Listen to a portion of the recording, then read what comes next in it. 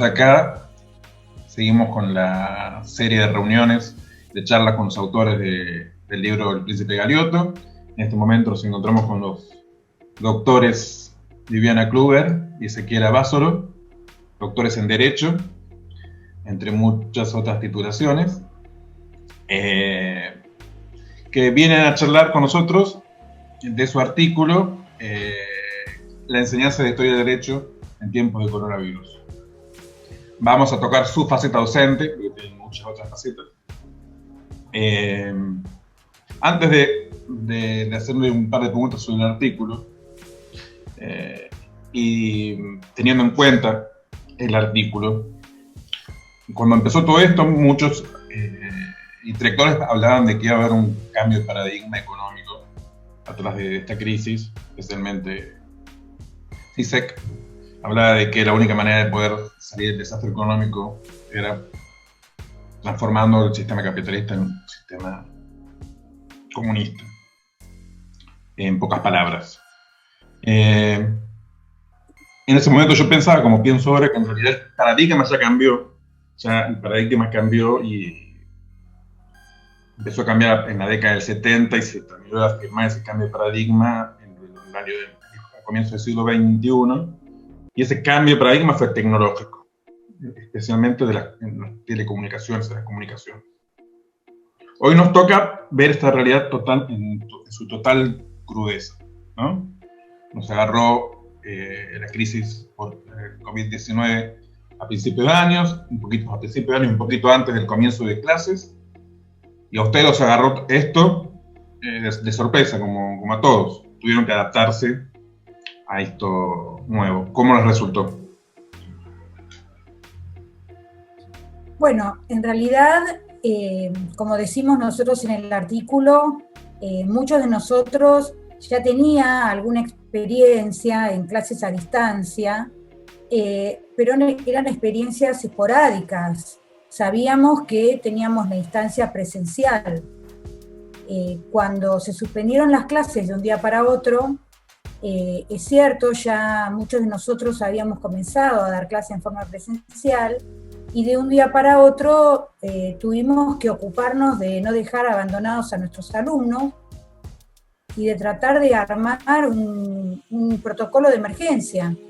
Y todo fue variando según las universidades en las que cada uno se desempeñaba. Hubo universidades que le dieron total libertad a los docentes para utilizar las plataformas que querían y con las que estaban más cómodos, y así empezamos a trabajar todos, ¿no? Con las plataformas que conocíamos, adaptándonos, adaptando el material que teníamos, haciendo un gran esfuerzo para superar la barrera tecnológica, y después, con el transcurso del tiempo, ya las universidades, muchas universidades, empezaron a armarse también y a proveer sus propias plataformas a los docentes, a exigir que los docentes diéramos las clases a través de esas plataformas. Y bueno, ahí empezó un proceso en el que muchos pudieron atravesarlo y otros tuvieron más dificultades.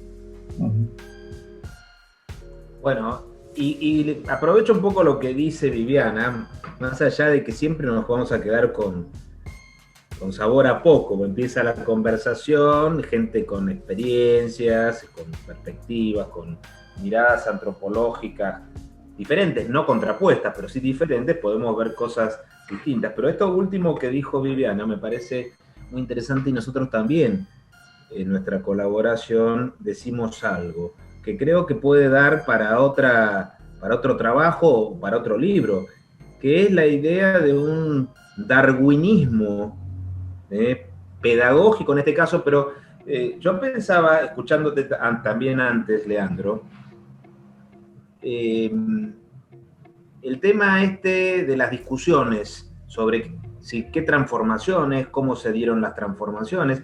Las transformaciones sociales, en el sentido más amplio del término, son multicausales. Y en realidad posiblemente todas las interpretaciones sean válidas. A veces lo que sucede es que hacemos hincapié, por un lado, en distintas cuestiones, según nuestra perspectiva. Y de la misma manera, a los que, como en el caso nuestro, de Viviana y el mío particularmente, al margen de lo normativo, nos interesa la historia, está siempre el dilema de cuándo empiezan y terminan determinados movimientos, qué es lo significativo, qué es lo emblemático. Pero acá, en este caso en particular, hay otra posibilidad de análisis y que tal vez quienes escuchen este diálogo y los otros colegas y el público pueden llegar a pensar.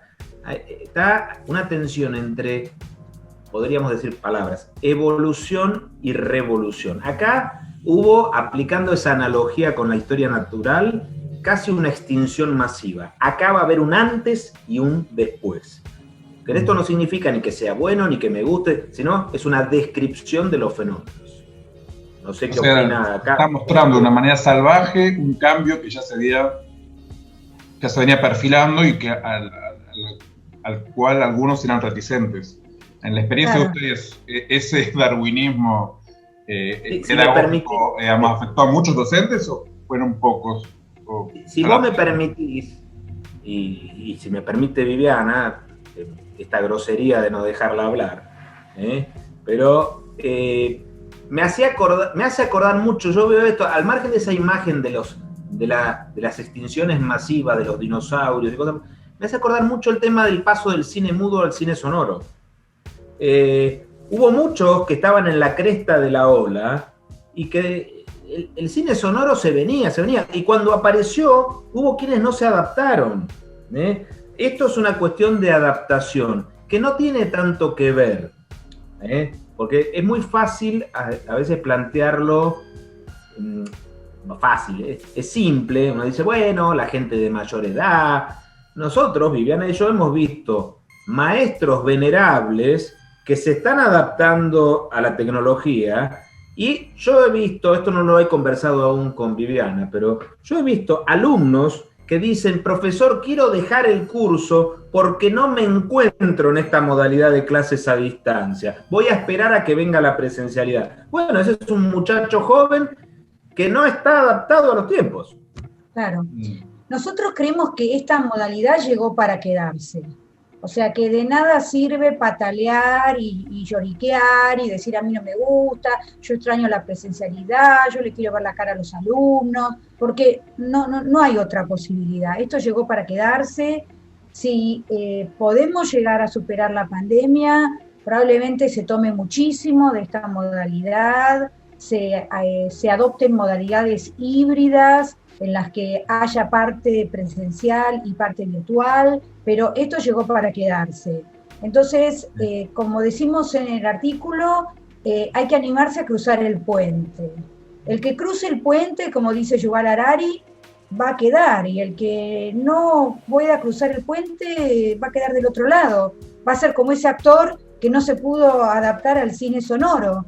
No queda otra, ¿no? Como decía Ezequiel también, en una conversación que tuvimos, bueno, uno tampoco tiene que engancharse en que este es el óptimo, el mejor de los escenarios, no, porque a todos nos gustan las clases presenciales, pero es lo que hay, es lo que tenemos, y con lo que tenemos que tratar de dar las clases mejor que nunca y de motivar a nuestros alumnos, porque si nosotros no estamos motivados, si nosotros no estamos convencidos, ¿cómo vamos a poder transmitir eso a nuestros alumnos? Y nos vamos a encontrar tal vez con este tipo de alumnos que también se resista a la virtualidad. Entonces, realmente lo que tenemos que hacer es desplegar nuestra imaginación, nuestra creatividad y tratar de recrear ese contacto que sí se puede con la clase a través de una pantalla, porque yo les veo las caras a los alumnos, yo me doy cuenta si me siguen, si les interesa, si están aburridos. Hemos podido recrear climas realmente muy íntimos en las clases a través de la pantalla. Entonces nosotros tenemos que aprovechar que hay una mística, porque yo realmente he encontrado alumnos que se engancharon muchísimo y que están muy entusiasmados y que están trabajando mucho. Y eso es lo que creo que tenemos que aprovechar los docentes. Perdón, Leandro, que te interrumpí. Volver un poquito al tema que hablaba Ezequiel, el paso del cine mudo al cine sonoro, me hizo acordar a la película Bailando bajo la lluvia, cuando la actriz protagónica, digamos, de más éxito en el cine mudo, tiene que pasar al cine sonoro y tiene una voz horrible. Y no puede pasar. Y sobre eso gira un poco el argumento. Ahora, es muy interesante lo que plantean los dos. Además, una cosa más también sí. que dice Viviana, y que también invito al público a reflexionar, a los amigos, a los que nos escuchen, porque este libro en el que hemos participado y en el que vamos recogiendo experiencias y puntos de vista de los colegas, porque en realidad trabajamos en paralelo, no en conjunto. La obra se está armando, aunque parezca mentira. Editorialmente está armada, pero intelectualmente está en transformación. Y esto, en parte, a mí me parece una maravilla, ¿no? Pero para nosotros mismos, hasta nuestro texto está en reconstrucción. Y en este sentido hay más dudas, inquietudes que certezas. Por ejemplo, de lo que decía Viviana, y algo nosotros adelantamos en el material. Se abre un panorama nuevo, no lo hemos dicho tan así en el texto, lo hemos dejado entrever, pero ahora, a partir de esta conversación tan interesante, da pie para trabajar en esto. ¿Tiene sentido, por ejemplo, circunscribir la educación superior a, no digo solamente la presencialidad, sino a la nacionalidad de una institución? Nosotros estamos experimentando encuentros virtuales, enriquecedores, planetarios, simultáneos, en los cuales el único obstáculo hoy, y esto va a superarse en 10 años, es el idioma. O sea, hoy el obstáculo es que nosotros tengamos o no tengamos las herramientas lingüísticas de comunicación con los amigos, colegas u oyentes de otras latitudes. Posiblemente con las computadoras en 10 años se pueda escuchar sin saber nada de otro idioma por medio de traductores simultáneos.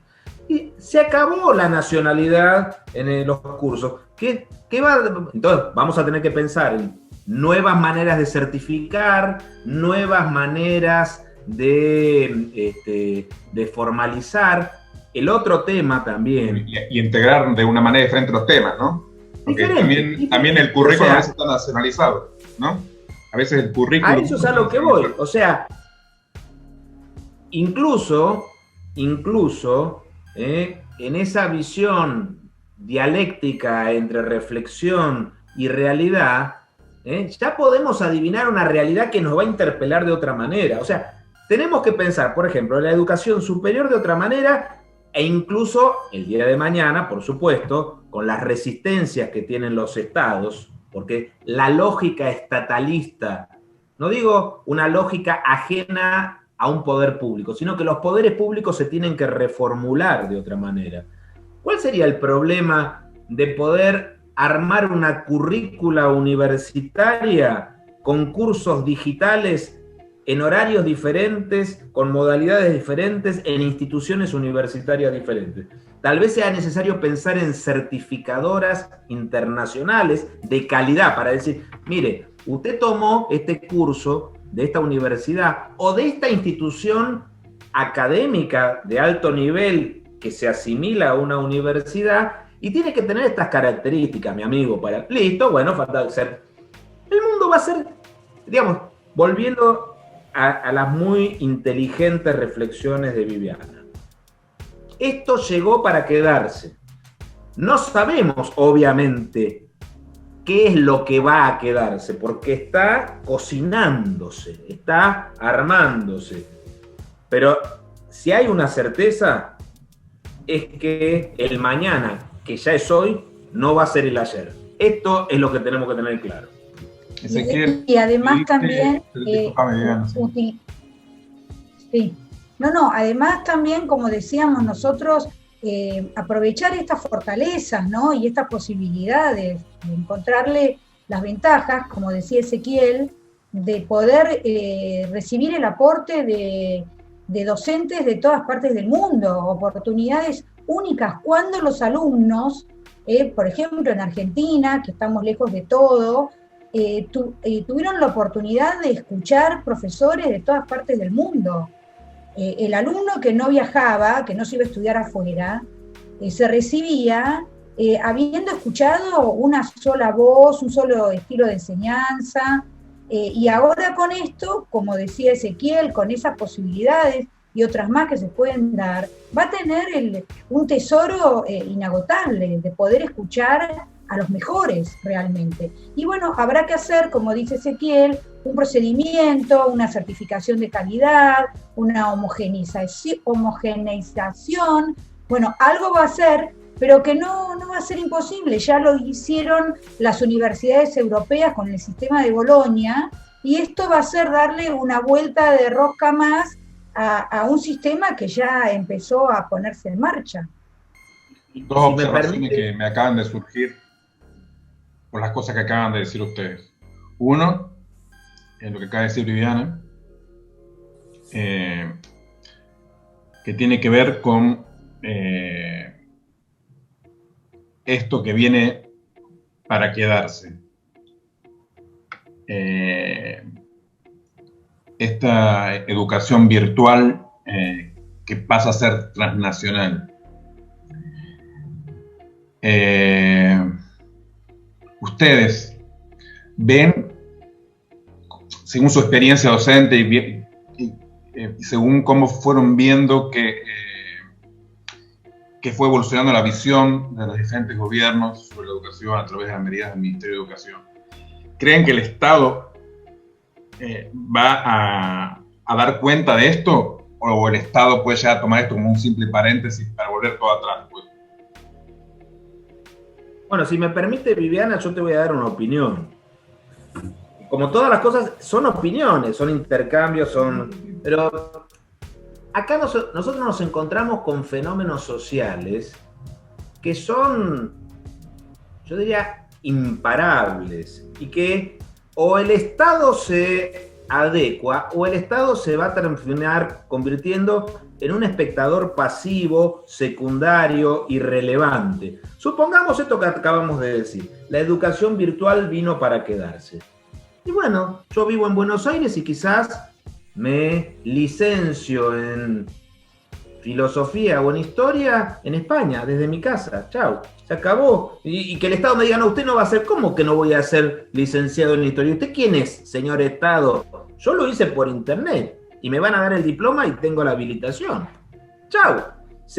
Digamos, la virtualidad le hace perder al Estado, y entonces yo diría que, por ejemplo, una de las cosas que tiene que hacer el Estado, o los Estados, es reflexionar seriamente sobre las nuevas modalidades, porque si el Estado no se adapta, queda afuera.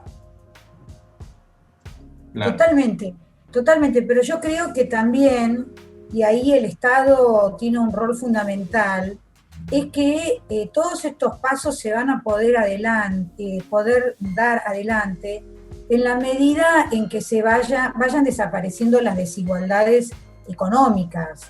Es decir, hay mucho para trabajar con respecto a el acceso de gente que no tiene acceso. Entonces, en la medida en la que todos puedan tener un acceso como corresponde, se va a poder avanzar.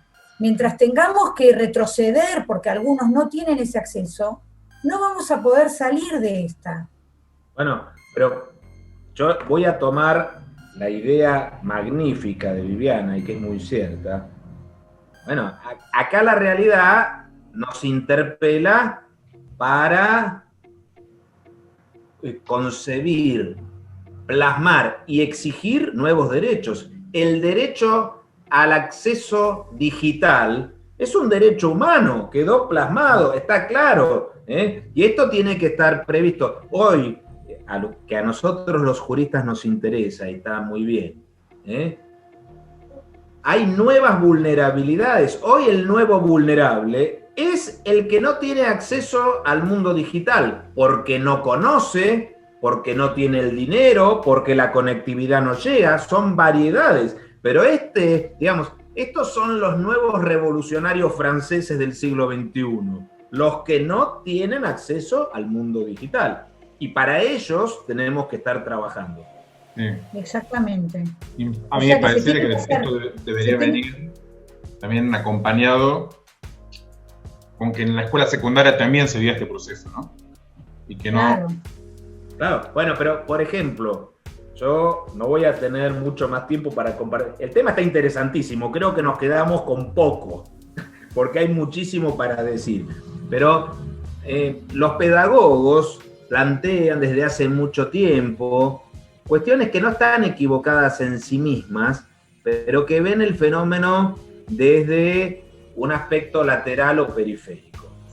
Los chicos no van a la escuela y si van a la escuela no aprenden nada. Es que el problema es que la escuela no está enseñando saberes significativos. Si a vos te enseñan el acceso al mundo digital, aunque el profesor sea un poco competente, el pibe va a estar ahí, porque sabe que es eso o nada. Ahora, si vos le enseñás saberes del siglo XIX para la vida del siglo XXI, lógico, no hay interés. El chico va a comer o a divertirse, no a aprender. Hay una pregunta más, una reflexión y una pregunta más, porque ustedes tocan a Popovsky en un par de oportunidades en el texto, hablando de que en la actualidad en realidad es tanta cantidad de información que lo que hay que enseñar al alumno, más que memorizar, o brindarle esa educación bancarizada, como decía Freire, que también lo nombran ustedes, es darle las herramientas para que puedan, digamos, discernir entre lo que tiene consistencia interna, tiene consistencia lógica y lo que no. ¿Ustedes creen que todas esas teorías que ya vienen hace muchos años se empezaron a aplicar ahora por estas circunstancias o ya venían aplicándose desde antes? Esa es una de las preguntas. Bueno. Y la otra, para finalizar, porque sé que Ezequiel está con otro compromiso, es ¿cómo vivieron el tema de la evaluación en estas circunstancias? Bueno, no sé, Ezequiel, si vos querés contestar, que te estás yendo. Bueno, yo, si me permiten la gentileza, y explico el porqué de mi huida, no porque no los quiera seguir escuchando, sino estoy entusiasmadísimo con esto, pero es... Una de las cuestiones es algo de lo que tiene que ver con lo que dijimos antes. ¿Qué es lo que está primero? ¿Qué es lo que está después? En realidad, esto forma parte de un proceso. Ahora, acá estuvimos en la crisis. O sea, el virus lo que hizo fue revelar una crisis. Yo no creo que se hayan venido aplicando todo lo que se decía, ni que ahora se haya aplicado todo lo que se decía, y esto va a terminar generando el paradigma o la revelación del paradigma se convierte en hábito después de muchas rutinas. Ahora, eso es muy fuerte. El cambio es muy fuerte. Y yendo a lo de la evaluación, me limitaría a decir simplemente algo pidiendo después la indulgencia de mi huida. Que es lo siguiente, digamos, por ejemplo, por un lado tenemos, sí, ¿cómo evaluamos? ¿Cómo dejamos de evaluar? Ahora, si nos ponemos a analizar en profundidad el asunto, no es el coronavirus el problema eran evaluaciones antiguas malas, que quedaron aún más en descubierto, porque como bien estábamos hablando antes, lo que la educación debe enseñar no es la reproducción o repetición de contenidos, sino la habilidad de generación de nuevos contenidos. Entonces, también la evaluación debería ser coherente. Entonces, el profesor que se pregunta, uno no sabe si con ingenuidad o con algún tipo de manejo un poco casi hasta perverso. ¡Ay, no puedo tomar la evaluación! Flaco, es que estabas tomando la evaluación mal antes. No es que la epidemia te dejó en offside, de manera evidente y categórica. Claro, tal cual. Yo, gracias, lo único que quisiera agregar, te vas. Bueno, gracias. Me despido de ustedes, discúlpenme y disculpen esta salida abrupta. Bueno, Ezequiel, gracias. Seguimos charlando un ratito más con Vivian. Chao, gracias. Yo lo que quería decir en respuesta a lo que vos estás planteando es que los historiadores del derecho estamos acostumbrados a los desafíos y siempre fue nuestro desafío tratar de convencer a los alumnos de que era importante estudiar historia del derecho. Entonces siempre tratamos de ser creativos y muy conscientes de que no podíamos ser meros repetidores, de que teníamos que investigar y que teníamos que estimular en nuestros alumnos la investigación y el desarrollo del espíritu crítico. Y que cada vez más, con la irrupción de Internet y de todo el material que los alumnos tienen disponible en todos lados, era necesario que nosotros no repitiéramos y que analizáramos el material y les diéramos a los alumnos las herramientas para poder aprovechar ese material, ¿no? Y no simplemente repetir lo que encuentran en todos lados. Entonces, en ese sentido, citamos lo que dice Popovsky acerca de cuál es la tarea del docente, de ayudarlo al alumno a separar la paja del trigo y ver lo que le sirve y lo que no le sirve, ¿no? Y con respecto al tema de la evaluación, estoy muy de acuerdo con lo que dijo Ezequiel. Al docente que tiene contacto con el alumno, desde el día número 1, desde el día que lo conoce, es muy difícil que ese docente llegue a la etapa de la evaluación sin conocer al alumno. Porque si llega a la etapa de evaluación sin conocer al alumno, todo lo que hizo estuvo mal. O sea, no es necesario o no tiene sentido que se plantee con tanta preocupación el tema de la evaluación. Cuando un docente, lo lógico, lo correcto, es que vaya evaluando al alumno a lo largo del cuatrimestre, del bimestre o de lo que dure el curso.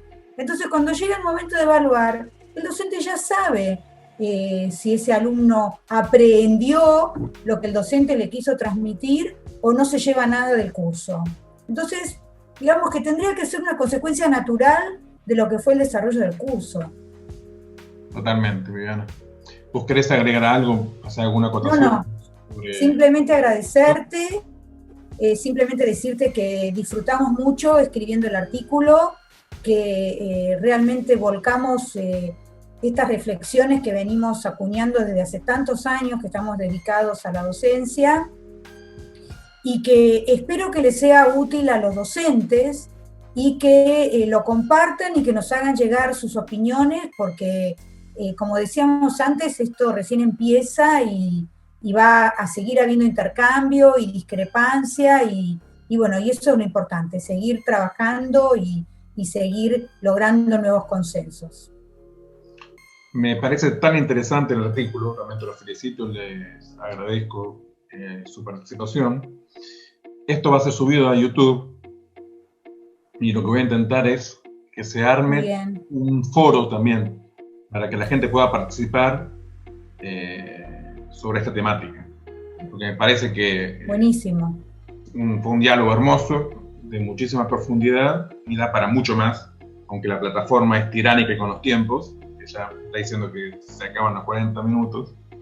Esto da para mucho más y voy a intentar abrir un foro para que la gente opine y nosotros mismos podamos contestarle, ustedes le puedan contestar y se entable el diálogo que es siempre tan fructífero en estos casos. Doctora Clun, está con nosotros. Muchísimas gracias. Buenas tardes. Chao. Chao.